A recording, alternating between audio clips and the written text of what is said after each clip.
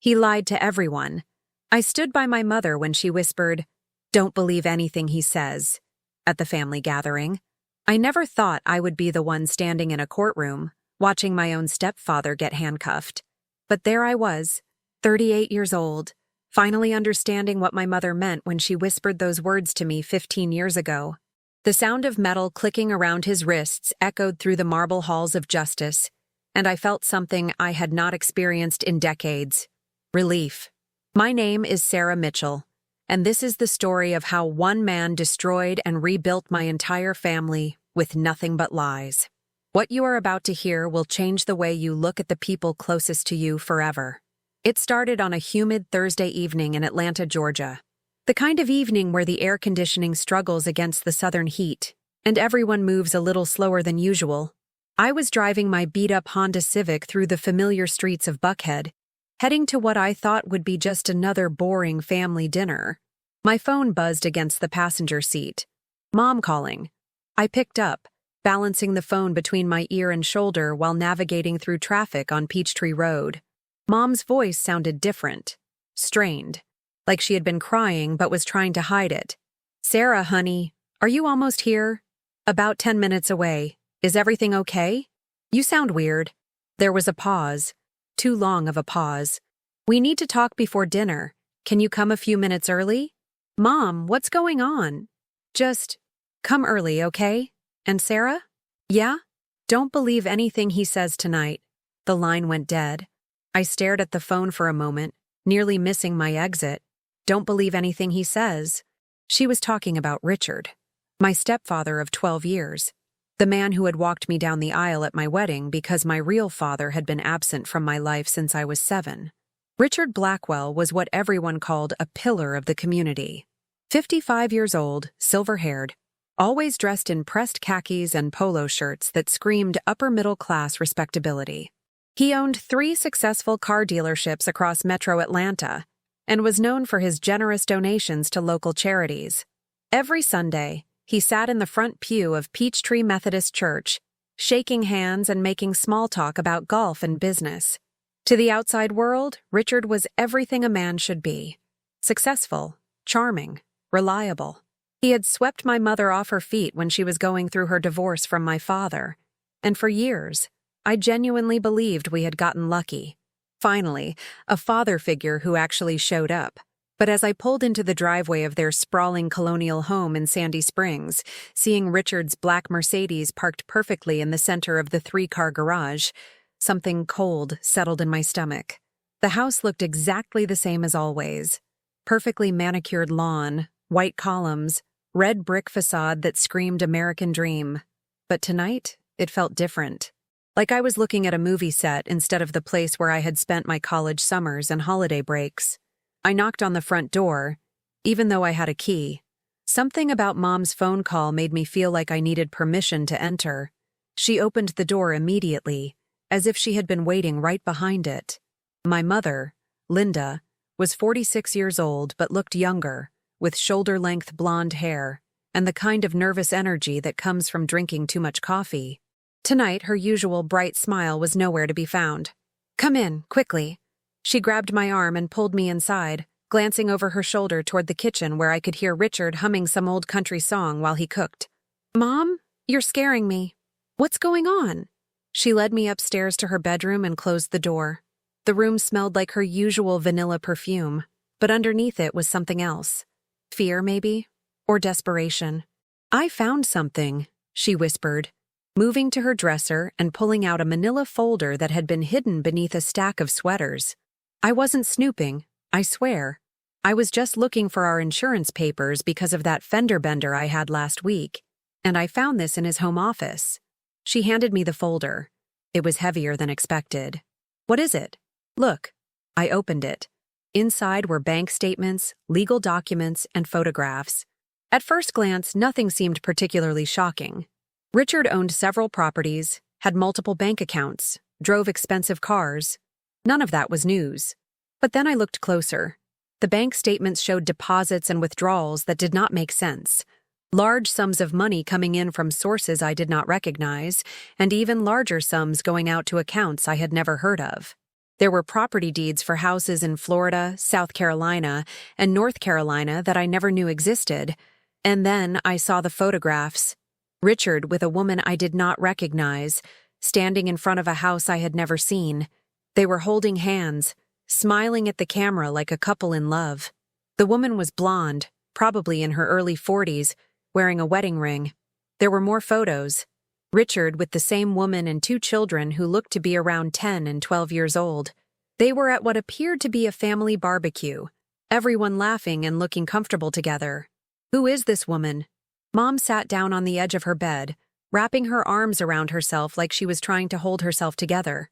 Her name is Patricia Hendricks. She lives in Charleston, South Carolina. Okay, so Richard has friends in Charleston. Maybe business associates? Sarah, look at the date on that photo. I flipped the picture over. Written in Richard's handwriting was, Patricia, Jake, and Emma, Father's Day 2019. Father's Day 2019. 4 years ago.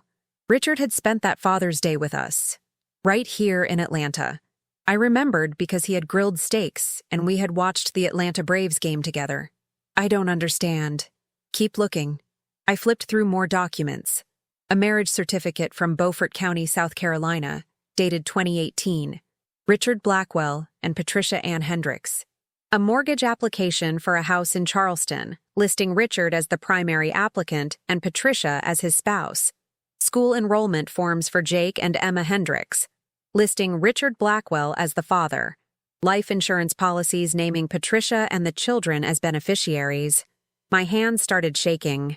Mom, this can't be real. I thought the same thing. So I called the number on one of these bank statements.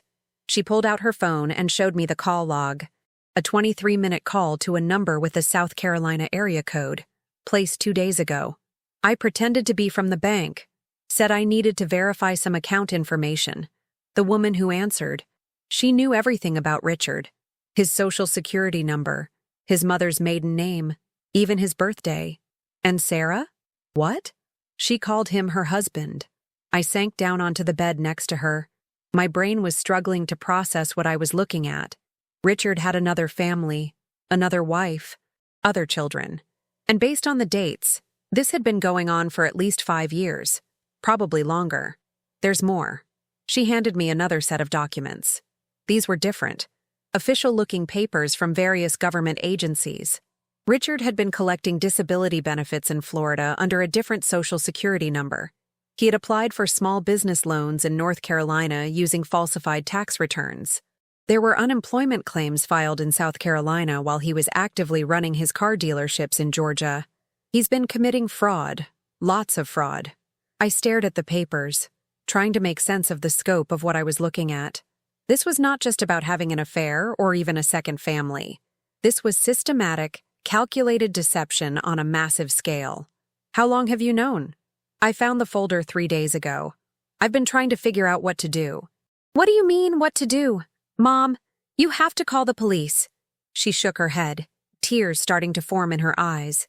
Sarah, if I report this, everything falls apart.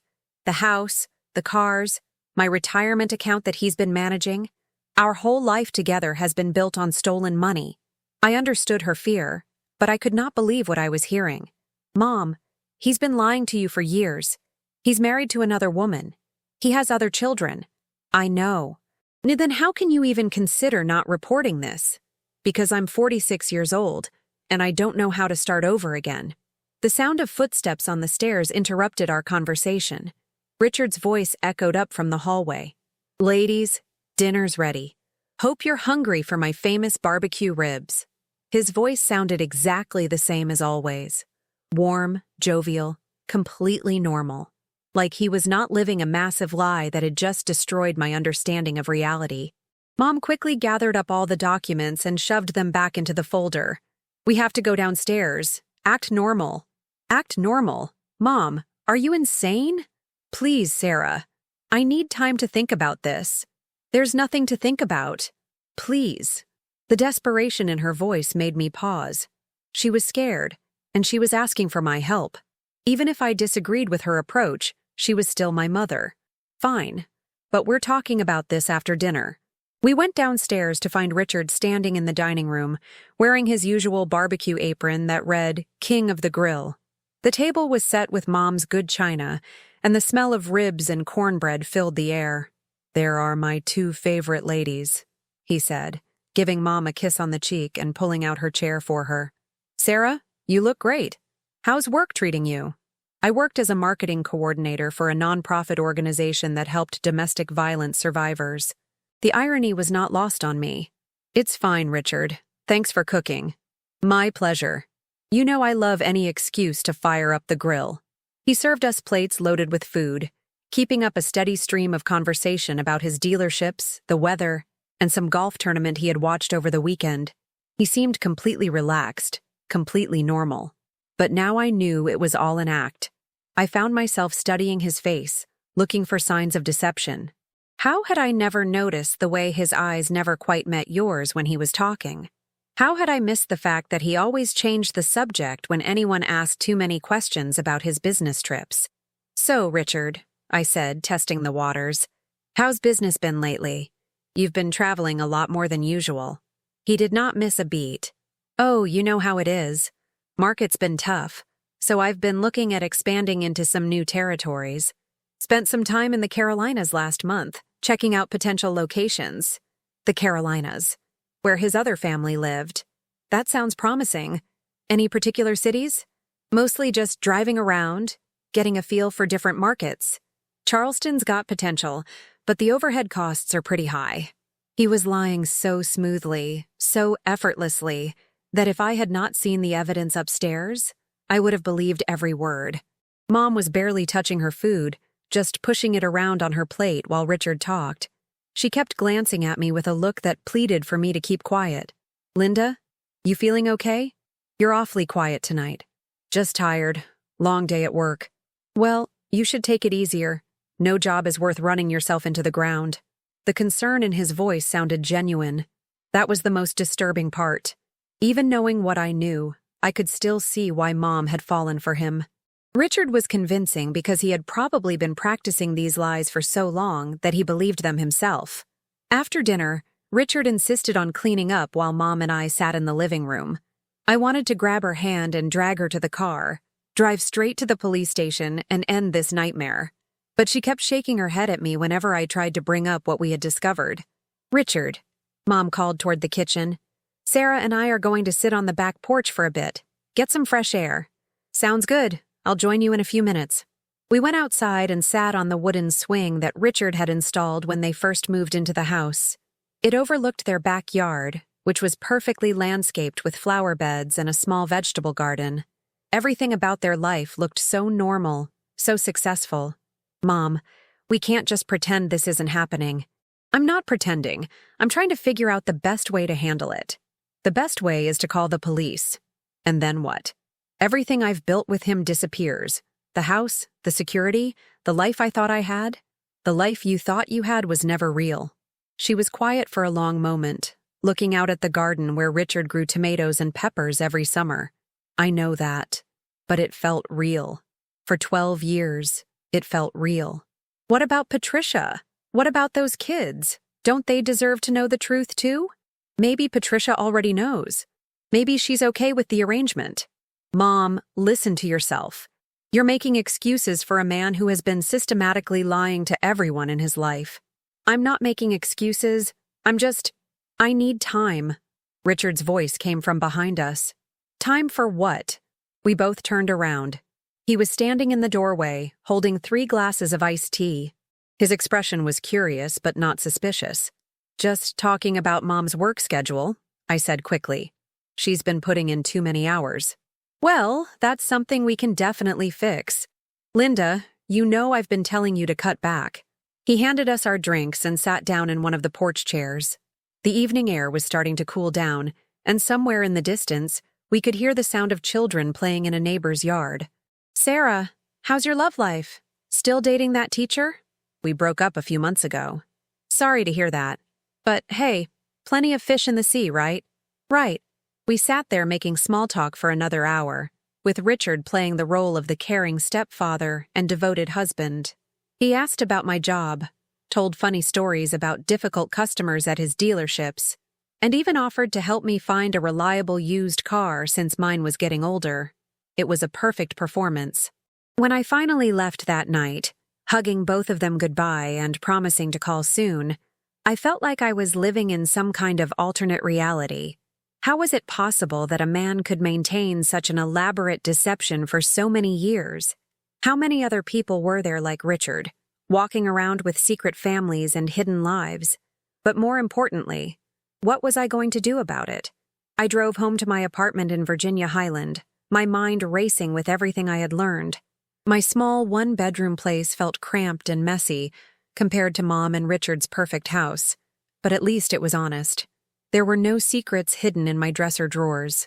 I poured myself a glass of wine and sat at my kitchen table with my laptop, trying to decide what to do next.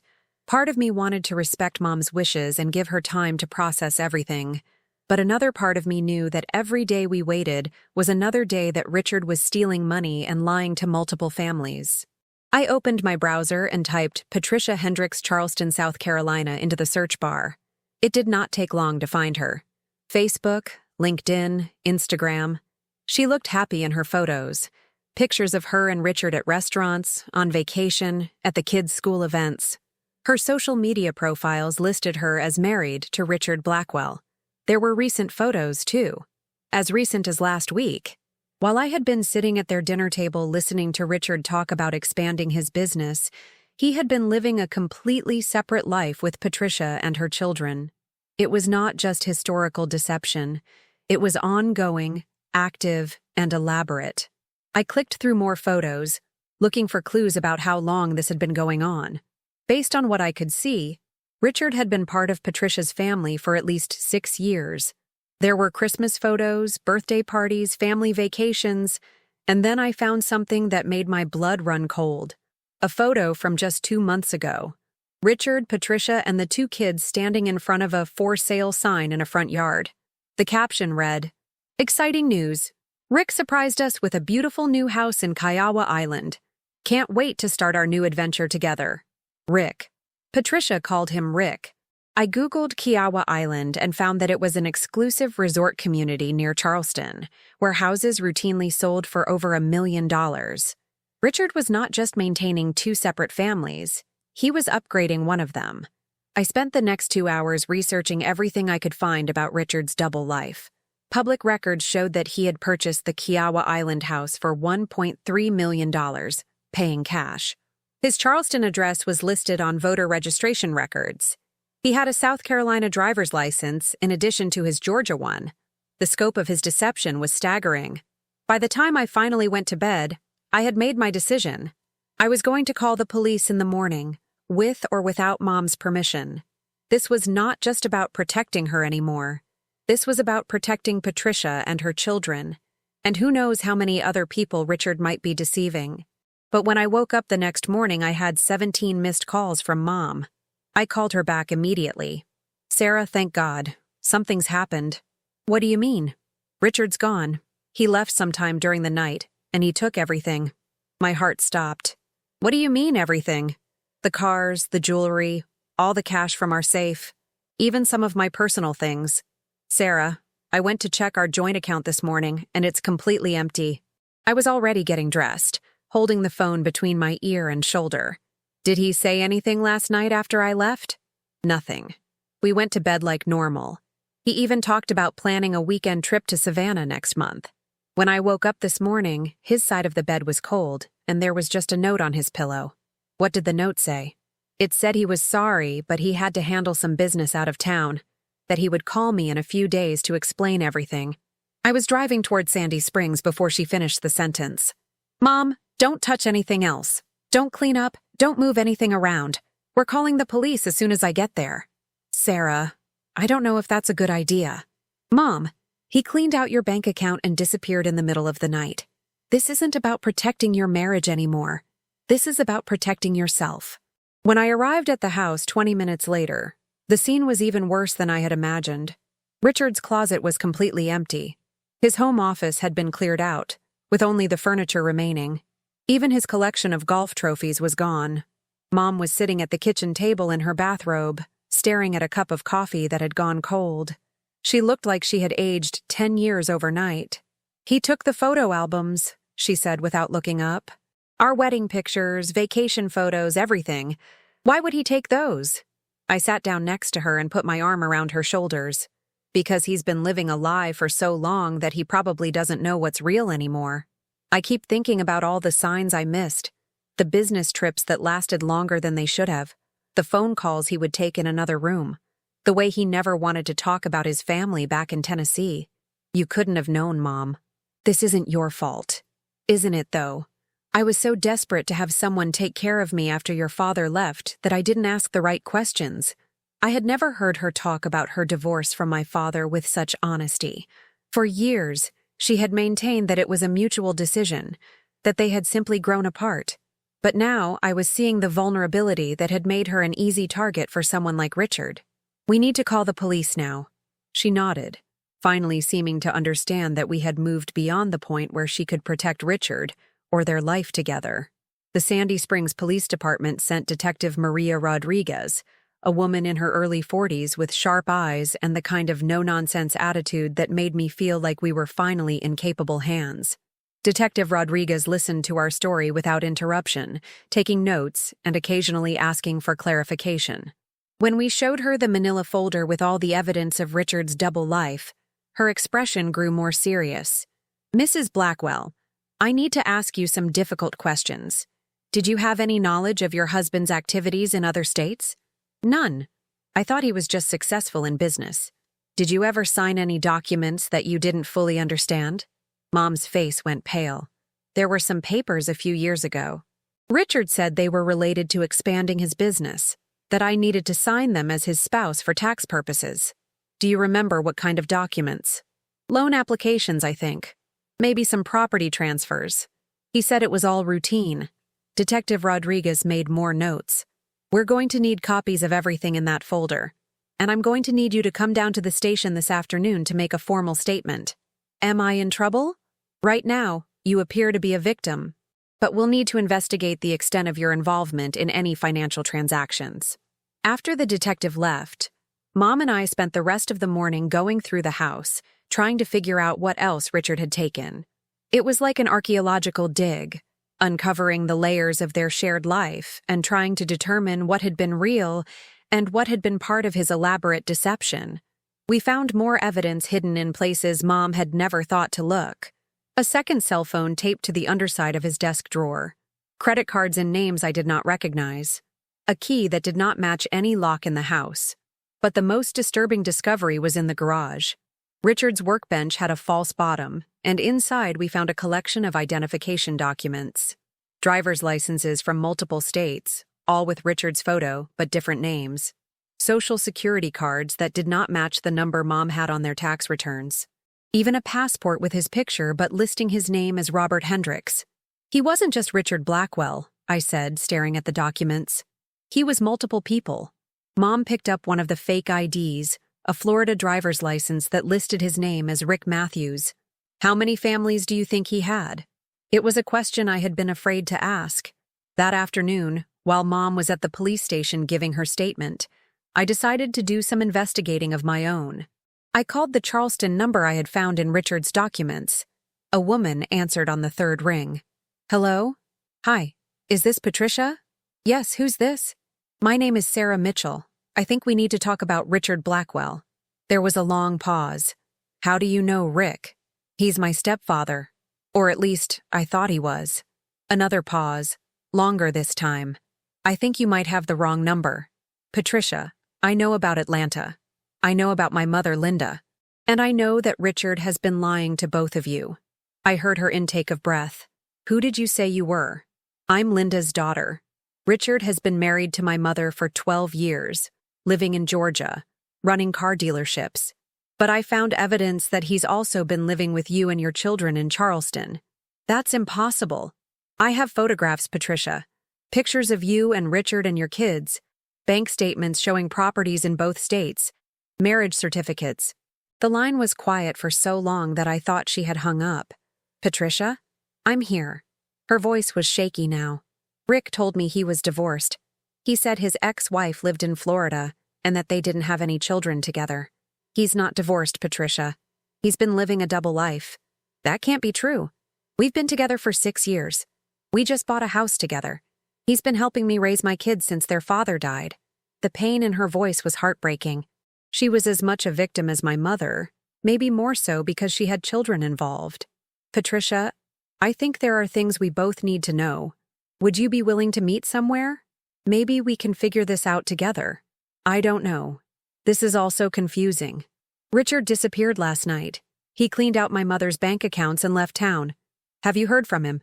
He was supposed to come home yesterday, but he called and said he had a business emergency, that he might be gone for a few days. What kind of business emergency? He didn't say, just that something had come up with one of his dealerships. We agreed to meet the next day in Macon, Georgia, which was roughly halfway between Atlanta and Charleston. Patricia said she would drive up with her kids, and we would try to piece together the truth about the man we had both trusted.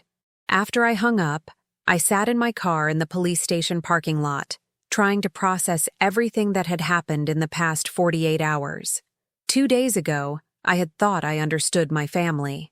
Richard was my stepfather, a successful businessman who had given my mother stability and happiness. Now I was learning that our entire family structure had been built on lies. When Mom came out of the police station, she looked exhausted, but somehow relieved. How did it go? Detective Rodriguez thinks Richard might be part of a larger fraud operation. She's going to coordinate with law enforcement in other states to see how many identities he's been using. Did she say anything about getting your money back? She said it's possible, but it depends on how much of it actually belonged to him in the first place. We drove back to the house in silence. The place felt different now, like a museum exhibit of a life that had never really existed. Mom started packing a bag to come stay with me for a few days, since she did not feel safe sleeping there alone. As we were getting ready to leave, the house phone rang. Mom looked at me with wide eyes. Should I answer it? Put it on speaker. She picked up the phone. Hello? Linda, honey, it's me. Richard's voice sounded exactly the same as always. Warm, familiar, completely normal. Where are you? Mom asked. I'm in Florida, dealing with a family emergency. I'm sorry I had to leave so suddenly, but my sister had a medical crisis, and I needed to get down here right away. I grabbed a pen and paper, writing "Keep him talking" in large letters. What kind of medical crisis? She had a heart attack. She's in intensive care, and I'm the only family she has left. Mom looked at me, shaking her head. Richard had told us years ago that he was an only child. When are you coming home? I'm not sure yet. It might be a few weeks. But Linda, I need you to do something for me. What? I need you to go to our safe deposit box and get some documents for me. There's a power of attorney form that I need you to sign and overnight to me. Richard, our bank accounts are empty. There was a pause. What do you mean? I mean someone cleaned out our checking and savings accounts. Was that you? Another pause, longer this time. Linda, there must be some mistake. I only transferred money to cover my sister's medical expenses. It should have been a few $1,000s at most. It was $63,000, Richard. Everything we had. That's impossible. There must have been some kind of banking error. His voice was still calm, still reasonable. Even caught in an obvious lie, he was trying to maintain his cover story. Richard, I found the folder in your office. The line went completely quiet. What folder? The one with the bank statements from South Carolina, the photos of Patricia and her children, the marriage certificate. The silence stretched on for nearly a minute. Linda, I can explain all of that. Then explain it. It's complicated. There are things about my business that I haven't been able to tell you, for your own protection. My own protection? Some of my business dealings have involved people who aren't entirely legitimate. I had to create some alternative identities to keep you safe. Even now, even caught with overwhelming evidence, he was still trying to manipulate her. What about Patricia? She's a business associate. The marriage certificate is fake, part of the cover story I needed to maintain. Richard, I talked to her today. She thinks you're her husband. Another long silence. Linda, you don't understand the situation you're getting yourself into. These people I've been dealing with, they're dangerous. If you start asking questions, if you involve the police, You could be putting yourself and Sarah in real danger. Are you threatening us? I'm trying to protect you, just like I've been doing for the past 12 years. I took the phone from Mom. Richard, this is Sarah. Sarah, honey, you need to convince your mother to stay out of this. Stay out of what? Your fraud operation? Your bigamy? Your theft? Sarah, you're a smart girl. You work with victims of domestic violence. You know how these situations can escalate when people don't think things through. Are you comparing yourself to an abuser? I'm saying that sometimes the people who are trying to help end up making things worse. The threatening undertone in his voice was unmistakable now. Richard, where are you really? I told you, I'm in Florida. No, you're not. You're probably in Charleston with Patricia, trying to figure out how to clean out her accounts too. Sarah, I think you've been watching too many crime shows. The police don't think so. Detective Rodriguez is very interested in your collection of fake IDs. The line went dead. Mom and I looked at each other. He's scared, I said. Good. He should be. But as we drove away from the house that night, I could not shake the feeling that Richard's phone call had been more than just an attempt to maintain his cover story. There had been something in his voice, something cold and calculating, that made me think he was planning his next move, and that we might not be prepared for whatever that was. She walked in at exactly 11 o'clock, looking around nervously until she spotted me. Patricia was prettier than her photos suggested, with soft features and the kind of genuine smile that made you instantly like her. She was followed by 2 children who looked tired and confused about why they were making this unexpected road trip. Sarah? She asked, approaching the table hesitantly. That's me. Thank you for driving all this way. She slid into the booth across from me while her kids, Jake and Emma, settled into the adjacent booth with coloring books and tablets. I have to be honest, Patricia said. I'm still not entirely sure I believe what you told me on the phone. I brought proof. I placed the manila folder on the table between us. Patricia stared at it like it might explode. Before you look at this, I need you to know that I'm not here to hurt you or your children. We're both victims of the same man. She nodded and opened the folder. The first thing she saw was the photo of herself, Richard, and the kids at what looked like a family barbecue. Her hand went to her mouth. Where did you get this? My mother found it hidden in Richard's home office in Atlanta. She flipped through more photos, bank statements, property deeds. With each page, her face grew paler. This says he's married to someone named Linda Blackwell. That's my mother. They've been married for 12 years. Patricia was quiet for a long time, just staring at the marriage certificate. We got married 4 years ago. Small ceremony in Charleston. His business partners were there, some friends from the country club. What business partners? Rick owns several investment firms in the Carolinas. He specializes in helping people relocate their assets for tax purposes. Investment firms, not car dealerships. Patricia, what exactly does Richard do for work? He helps wealthy clients move their money around to minimize tax liability. A lot of his work involves creating shell companies and offshore accounts. I felt a chill run down my spine. Richard was not just a bigamist and a fraud. He was running some kind of sophisticated money laundering operation. Has he ever asked you to sign documents you didn't understand? All the time. He says it's part of maintaining our financial privacy. I've signed papers for bank accounts, property transfers, business partnerships. Rick handles all of our finances. Patricia, I think Richard has been using both of our families as fronts for illegal activities. She looked up from the documents, her eyes filling with tears. You're saying that everything about my marriage is fake? I'm saying that the man we both thought we knew doesn't actually exist. Jake, her 10-year-old son, looked over from the next booth. Mom, is everything okay? Everything's fine, sweetheart. Just grown-up stuff. But everything was not fine, and we both knew it. Patricia told me that Richard had been gradually taking control of every aspect of her financial life. He had convinced her to quit her job as a nurse 2 years ago, saying that his business was successful enough to support the family.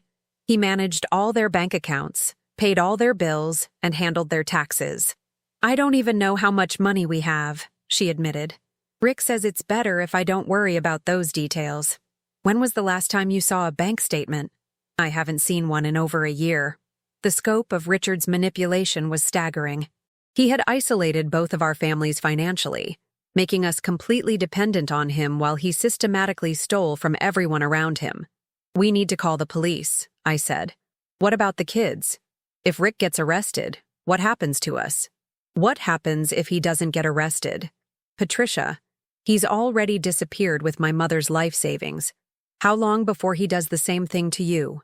As if on cue, her phone buzzed with a text message. She looked at it, and her face went white. "It's from Rick. He says there's been a family emergency and he needs me to wire him $50,000 immediately. Don't do it. He says his business partner was in a car accident and they need the money to cover medical expenses." "Patricia, it's a lie. Just like everything else he's told you." She stared at the phone, her hands shaking. "I don't know how to access that much money. Rick handles everything. Then he's probably planning to do it himself." I called Detective Rodriguez while Patricia tried to reach her bank. Within 20 minutes, we learned that someone had attempted to make a large withdrawal from Patricia's account using online banking credentials. The transaction had been blocked because it exceeded the daily limit, but it was clear that Richard was actively trying to steal from her just like he had stolen from my mother. Detective Rodriguez asked Patricia to come to Atlanta immediately to coordinate with the multi-state investigation that was now underway. It turned out that the FBI had been tracking financial irregularities connected to several of Richard's known aliases, and our evidence was exactly what they needed to move forward with federal charges. The drive back to Atlanta was surreal. Patricia followed me in her minivan with Jake and Emma, probably wondering how she was going to explain to them that the man they had called Dad for 4 years was actually a criminal who had been using their family as a cover story. At the police station, we learned the full extent of Richard's operation. Agent Jennifer Walsh from the FBI Financial Crimes Division laid out the investigation on a conference room table like she was putting together a jigsaw puzzle. Richard Blackwell, also known as Rick Matthews, Robert Hendricks, and at least 6 other identities, has been running a sophisticated fraud operation for over 15 years, she explained. He targets recently divorced women with assets, marries them, gains access to their finances, and then systematically drains their accounts while maintaining legitimate-looking businesses as fronts. "How many women?" Mom asked. "Based on what we've uncovered so far, at least 8, possibly more. 8 women, 8 families destroyed by the same man. Agent Walsh showed us photographs and documents from other cases. A woman in North Carolina who had lost her house and retirement savings. A widow in Florida who had been left bankrupt after Richard disappeared with the life insurance money from her deceased husband. A divorced mother in South Carolina who had been forced to declare bankruptcy after Richard cleaned out her children's college funds. The good news is that we've been building a case against him for 2 years," Agent Walsh continued. "Your evidence fills in several missing pieces, and we now have enough to issue federal warrants." "What about our money?" Patricia asked. "We've frozen several accounts that we believe contain stolen funds. Recovery will take time, but there's a good chance you'll get some of it back." The bad news was that Richard was still out there, probably planning his next move. "Do you think he'll try to contact us again?" I asked. "Possibly. Men like Richard don't usually disappear quietly. They often try to manipulate their way back into their victims' lives, especially when they think they can still extract more money." Agent Walsh was right. 3 days later, Richard showed up at my apartment. I was getting ready for work on Thursday morning when I heard a knock at my door. I looked through the peephole and saw him standing in the hallway, holding a bouquet of flowers and wearing the same charming smile that had fooled so many people for so many years. My blood turned to ice. I had been expecting this moment, but I was still not prepared for the flood of emotions that hit me.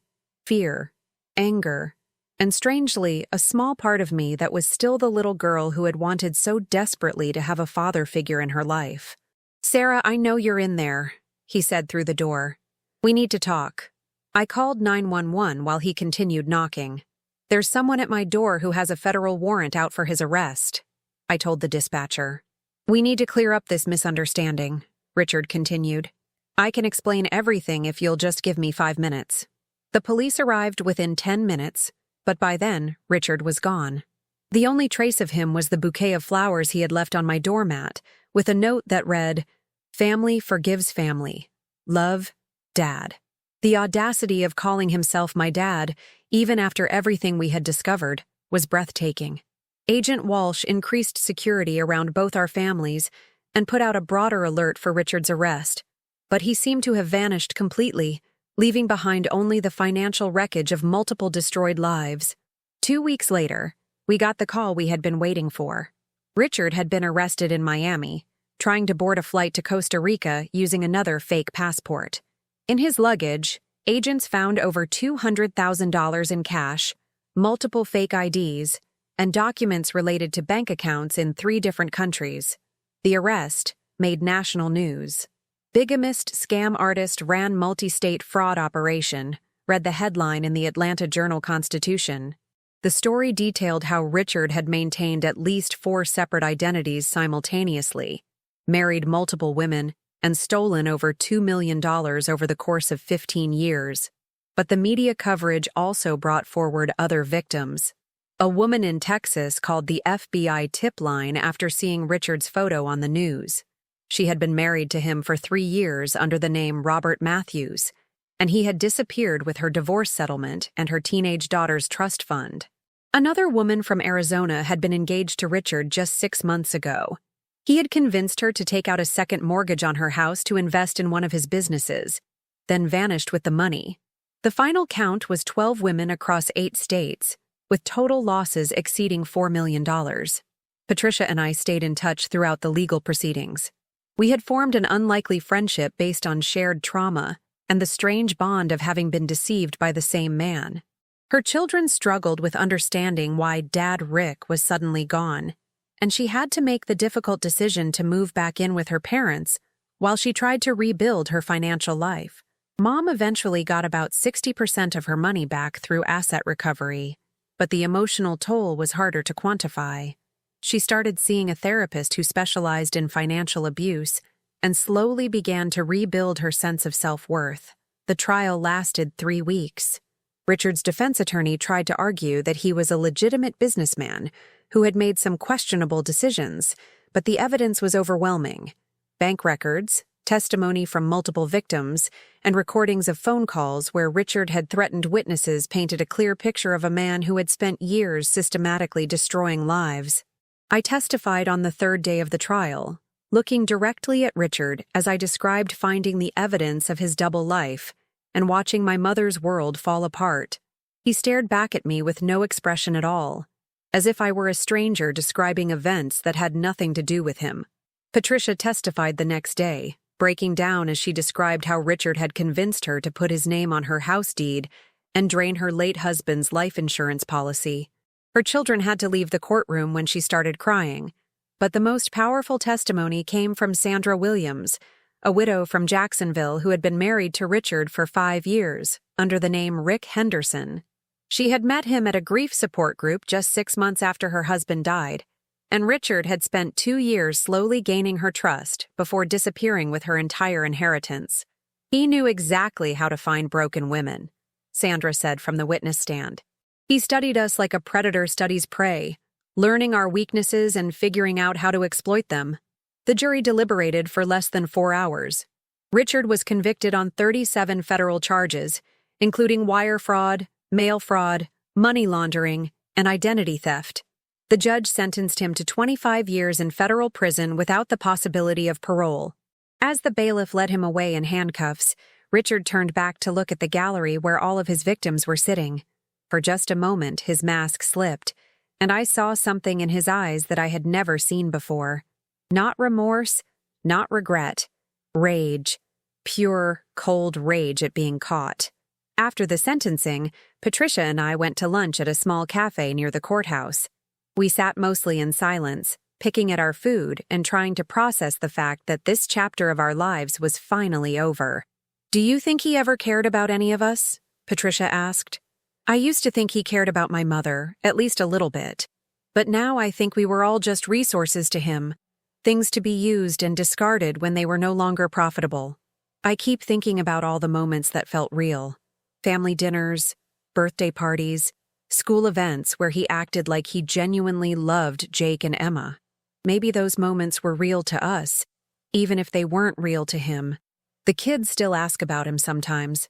Emma drew a picture of our family last week, and she included Rick in it. I didn't know whether to explain again why he's not coming back, or just let her process it in her own time. There's no right way to handle this. We're all just figuring it out as we go. 6 months after the trial, I got a letter from Richard in prison. It was a single page, handwritten on standard prison stationery, with no return address. The postmark showed it had been sent from the Federal Correctional Institution in Georgia, where Richard was serving his sentence. "Sarah," it began, "I hope you understand that everything I did was to provide for the people I cared about. I never intended for anyone to get hurt. I made some mistakes, but my intentions were always good. I hope someday you can forgive me and remember the good times we shared as a family. Love, Dad." Even from prison, even after being convicted of systematically destroying multiple families, Richard was still trying to manipulate and gaslight his victims. I threw the letter away without finishing it. But a few days later, I found myself thinking about something Patricia had said at lunch after the sentencing. She had wondered whether any of it had been real, whether Richard had ever genuinely cared about the families he had created and destroyed. I realized that the question itself was part of his manipulation. By making us wonder whether our experiences had been real, he was still exerting control over our emotional lives even from behind bars. The truth was simpler and more devastating than his elaborate lies. Richard Blackwell was a sociopath who had spent 15 years perfecting the art of deception. He had never loved any of us. We had never been a family. Every moment of warmth, every gesture of affection, every promise of security had been carefully calculated to serve his own purposes. But that did not make our experiences less valid or our pain less real. Mom started dating again about a year after the trial. Nothing serious, just coffee dates and casual dinners with men she met through church or work. She was different now, more cautious but also more self-aware. The experience with Richard had taught her to trust her instincts and ask the hard questions that she had been afraid to ask before. Patricia moved to North Carolina to be closer to her sister and started working as a nurse again. Her kids were doing better, though they still had moments where they missed the man they had thought was their stepfather. She sent me updates occasionally, pictures of Jake playing Little League and Emma performing in school plays. As for me, I found that my work with domestic violence survivors had taken on new meaning. I understood now, in a way I never had before, how someone could be completely deceived by a person they trusted. How love and manipulation could become so intertwined that victims blamed themselves for not seeing the signs that seemed so obvious in retrospect. I started speaking at conferences about financial abuse and fraud, sharing the story of Richard's deception and helping other women recognize the warning signs. It was painful to relive those memories, but it felt important to use what I had learned to help others avoid similar situations. The most common question I got was always the same. How could you not have known? The answer was that Richard had been very, very good at his job. He had spent decades studying human psychology, learning how to identify vulnerable targets and exploit their emotional needs. He knew exactly what each of his victims wanted to hear, exactly how to present himself as the solution to their problems.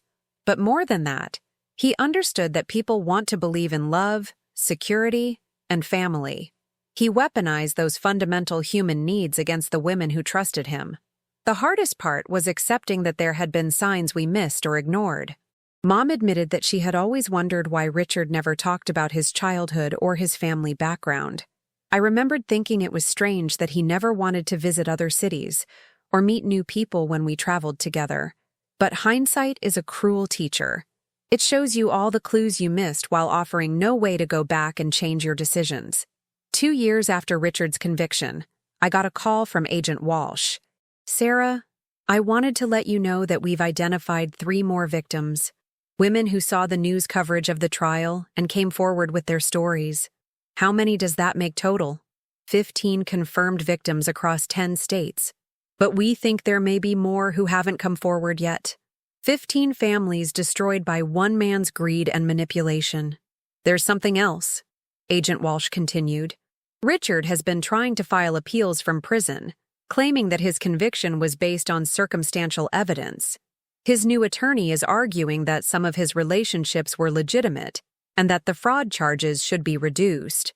Is there any chance his appeals will succeed? Very unlikely.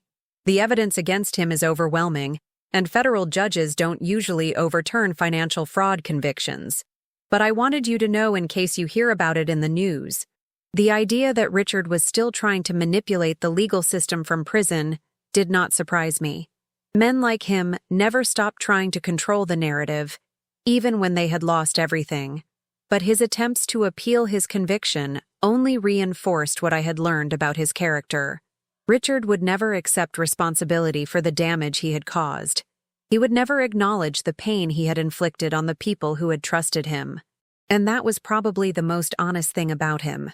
3 years after the trial, on a sunny Saturday morning in October, I was having coffee with Mom at her new apartment when her phone rang.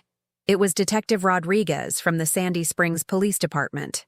"Mrs. Blackwell, I wanted to inform you that Richard Blackwell died yesterday at the Federal Correctional Facility in Georgia." Mom put the phone on speaker so I could hear. "What happened?" "Heart attack. He was found in his cell during the morning count. The prison medical staff tried to resuscitate him, but he was pronounced dead at the hospital." After she hung up, Mom and I sat in silence for a long time. I expected to feel something dramatic, relief maybe, or closure, but instead I just felt empty. Richard's death did not undo the damage he had caused. It did not give back the years that 15 women had lost rebuilding their lives. It did not erase the trauma that multiple children had experienced when their father figures suddenly disappeared. "How do you feel?" I asked Mom. "Sad," she said, which surprised me. Sad? Not sad that he's gone. Sad that he chose to live his life the way he did. Sad that he hurt so many people when he could have just been honest and built something real. I understood what she meant. There was a tragedy in Richard's story, but it was not the tragedy of his death. It was the tragedy of a man who had possessed all the skills necessary to create genuine relationships and build legitimate success, but had chosen instead to use those skills to destroy lives. He could have been a good husband to one woman instead of a fraudulent husband to many. He could have been a real father figure instead of a manipulative predator. He could have built actual businesses instead of elaborate schemes. But he had chosen deception over truth, exploitation over genuine connection, and destruction over creation. In the end, Richard Blackwell had gotten exactly what he deserved. Not because death was fitting punishment for his crimes, but because he had died as he had lived. Alone, surrounded by lies, with no one who truly knew or cared about him.